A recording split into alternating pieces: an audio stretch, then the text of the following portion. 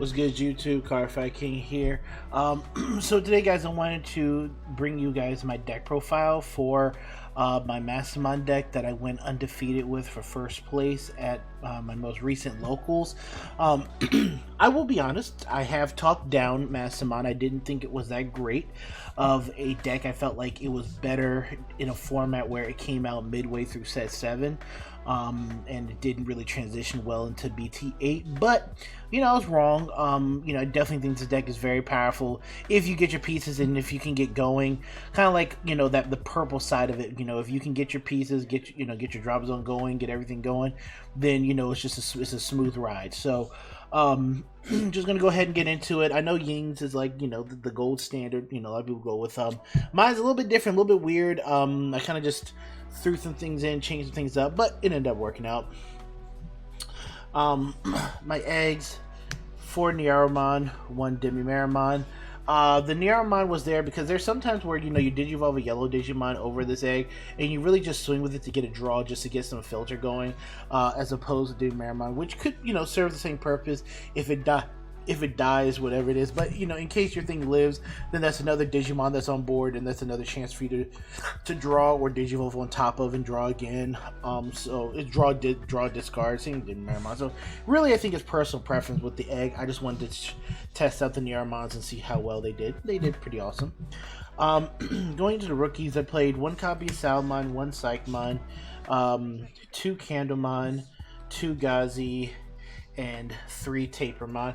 So the idea behind, I was super confused on my rookies, to be honest with you. I didn't know where I wanted to go with it. I was not feeling, at the time, I was not feeling Salamon, because when you Digivolve like a Gatomon on top of the Salamon, it feels super redundant. I wanted to see if I can proc Candlemon skill, because I originally took him out my deck after like 2 games of testing, so then I just put him back in just to see, what I can get out of him. Honestly, he didn't really even come up all day. If anything, I swung with him with Niaromon on top just to get a draw.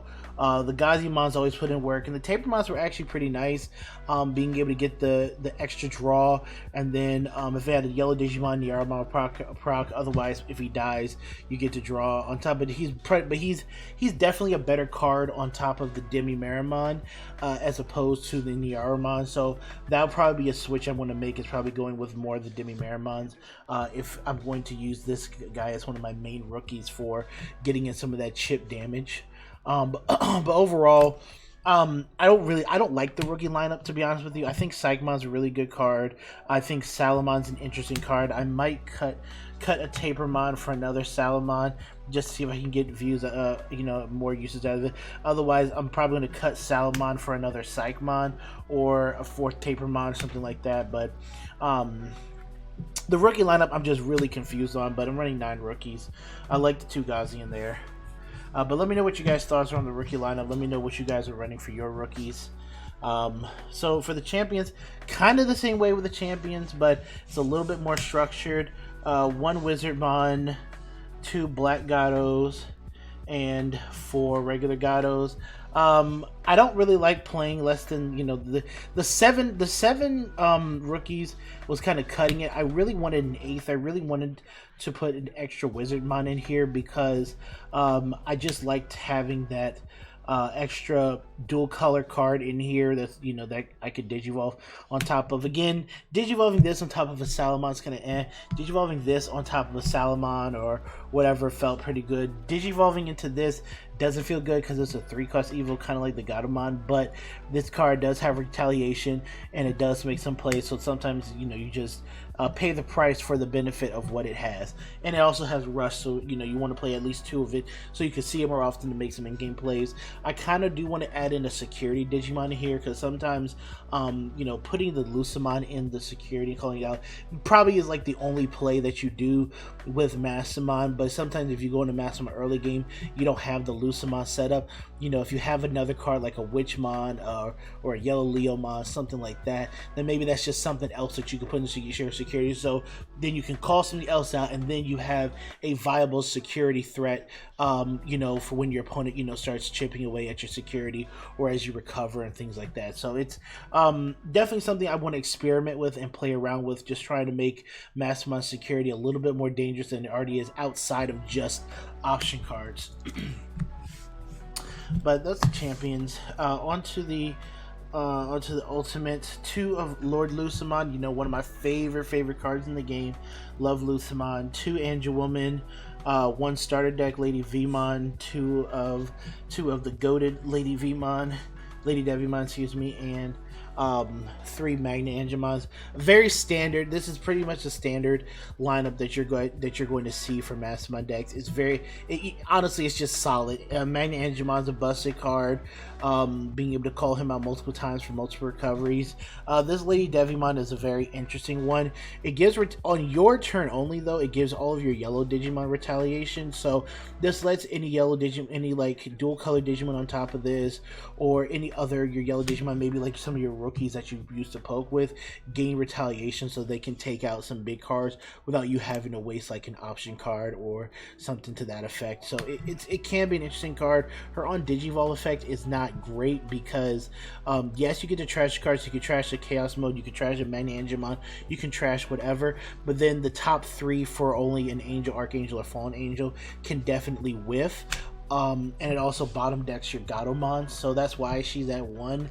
Honestly, you could probably do without her, but you want a purple target for Flame Hell Scythe, just in case you have her in the trash early, you hit a Flame Hell Scythe, and you don't really have any of your better yellow options for that. All right, and then onto the megas. 1 copy of Creepymon for the yellow hybrid and Mastemon mirror matchup when it gets too long. 2 Ophanimon Fallout modes. She's just a really good card. I really love this card. I want to get ults of her, but yeah, she's just a really good card. She can pop a 4 if you have a purple in the stack, but if you have a yellow, which you usually will, you'll just recover 1. So. Or you get both if you have both in the stack. And then on deletion, she can play a card. So her on deletion ability is actually extremely important, which is why I think I do want to kind of bump her up a little bit. Maybe take out Creepymon, but really bump her up a little bit, because when she does get deleted, like, you don't care, like she plays that purple game, right, where you don't really care if the card gets deleted or not. This is just a body that wants to just swing and hit you and just continue to hit you, right? And if she does die, you get to grab like a Gatomon out. You get a black Gatomon if you're going for game. Like, okay, you killed this. Here's my rush Gatomon, bam, for game.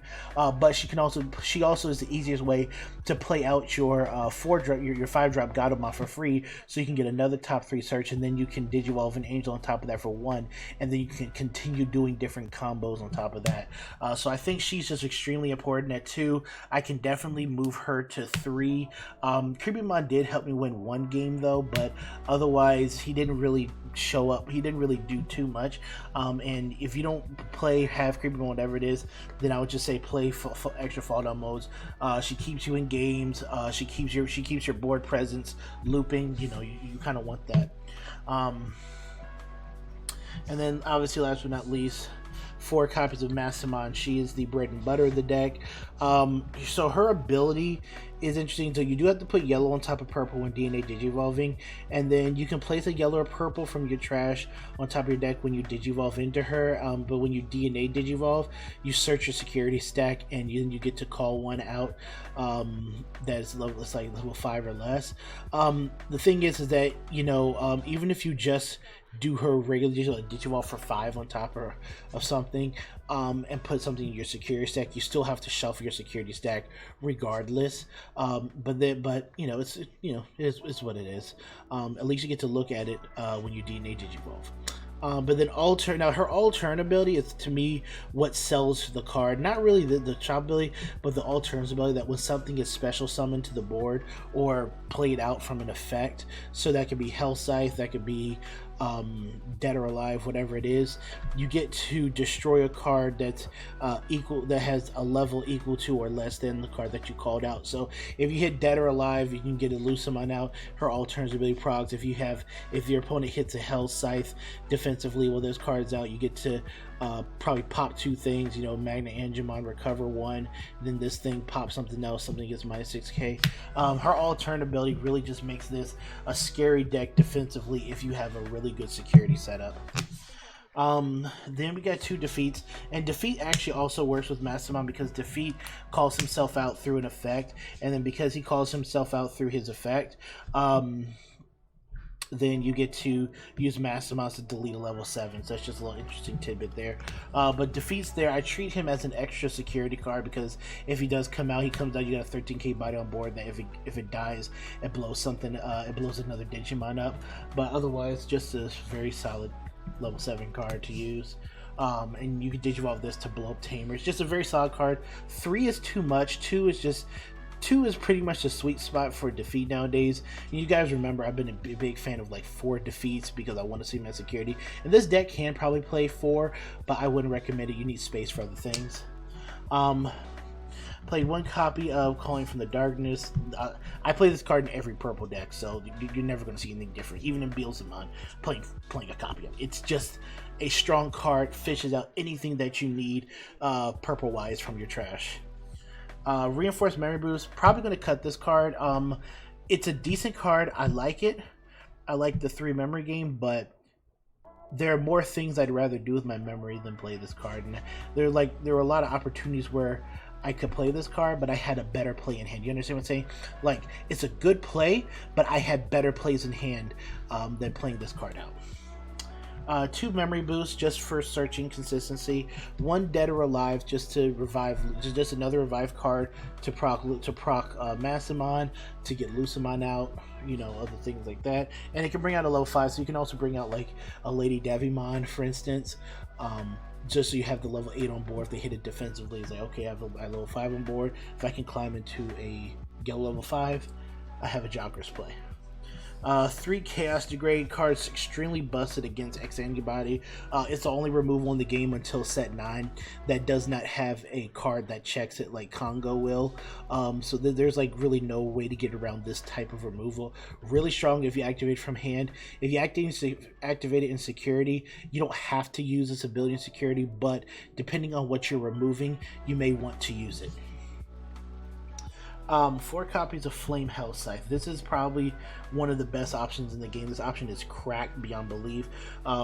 Just minusing 6 off of something hits pretty much, I want to say, hits about 60% of the cards in the game that are going to be left on the board. It gets around all of the armored Digimon. The only armored Digimon that doesn't outright kill is Magnamon. But it kills every other armored Digimon, and then you get to revive something that has 6,000 DP or less. So that could be Black Gato, that could be Angemon for recovery, that could be Angewoman to reduce the security, that could be Lady Devimon if you have a Joggers play that needs to be set up for the next turn, or whatever it is. It's just too strong of a card not to play at 4. And then last but not least, my 2 Tamers are two card commies. I could play 3 card commies, but I felt like 2 of it was fine. When I play with it, I like it when I have it, but if I don't have it, I don't really miss it. But she's a good tamer for this. I know there are people who do play TK over the Kari, and I don't blame you looking at your security, grabbing something's cool, but TK can screw you if you don't see it till late game, and you may end up having only purples in there, so I would just watch out for that. Kari is just pretty consistent with what the deck wants to do. But I got some changes I do want to make to the deck, as I explained before. Maybe cutting this, maybe definitely changing up my rookie lineup and whatnot.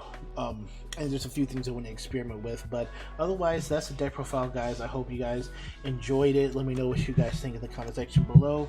I did go undefeated with this deck list, but as you know, I'm never satisfied. I'm always looking to improve. So thank you guys for watching, and have a good rest of your day.